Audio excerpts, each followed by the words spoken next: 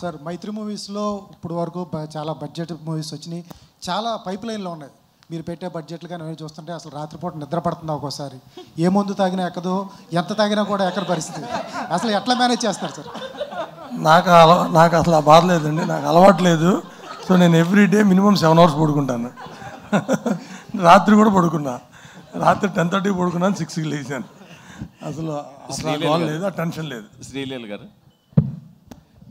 మైత్రి వాళ్ళు మీకు ఐటమ్ సాంగ్కి ఒక సినిమా రెమ్యునేషన్ అంత రెమ్యునేషన్ ఇచ్చారని బయట టాక్ ఉంది, నిజమేనా? మేము ఇంకా అసలు మాట్లాడుకున్నాం, ఇంకా ఆ టాపిక్లో ఆ టాపిక్కే రాలేదండి మాకు. అంటే ఇంకా రెమ్యునేషన్ తీసుకోలేదా? ఆ టాపిక్ రాలేదన్నాను. అంటే అది నేను అడిగింది స్ట్రైట్గా, ఒక సినిమాకి ఎంత రెమ్యునేషన్ తీసుకుంటారో అంత రెమ్యునేషన్ ఓన్లీ ఒక సాంగ్కి ఇచ్చారు. టాపిక్కి రాలేదు, అంటే ఇంకా రెమ్యునేషన్ ఇవ్వలేదు అలా మాట్లాడుకోలేదు కూడా. అదే టాపిక్ రాలేదు. నా డౌట్ ఏంటంటే, ఇప్పుడు నీ మైండ్లో ఇక్కడ ఉంటుంది, వాళ్ళ మైండ్లో ఇక్కడ ఉంటుంది, అప్పుడు ఏంటి? అది ఆ క్వశ్చన్ కూడా చెప్పండి. అదే కదా, ఆ క్వశ్చన్ కూడా ఆన్సర్ చెప్పండి. నితిన్ గారు అడిగారు, వాళ్ళ మీ మైండ్లో అక్కడ ఉంటుంది, వాళ్ళ మైండ్లో ఇక్కడ ఉంటుంది.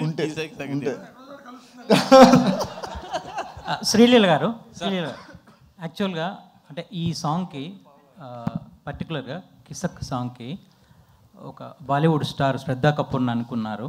బట్ అనుకొని ఏమైందో తెలియదు. బట్ మీ దగ్గరికి వచ్చినప్పుడు ఇది మీరు ఒక ఛాలెంజింగ్గా ఫీల్ అయ్యారా లేదా ఒక బాధ్యతగా ఫీల్ అయ్యారా ఈ సాంగ్?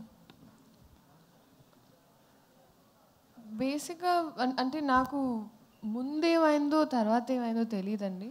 ఏ విషయంలో అయినా నా దగ్గరకు వచ్చిన తర్వాత అది నేను ఏదైనా, ఇప్పుడు రాబిన్ హుడ్ సినిమా అయినా నేను ఒక బాధ్యతలా తీసుకున్నా, పాట అయినా నేను ఒక బాధ్యతలా తీసుకున్నానండి.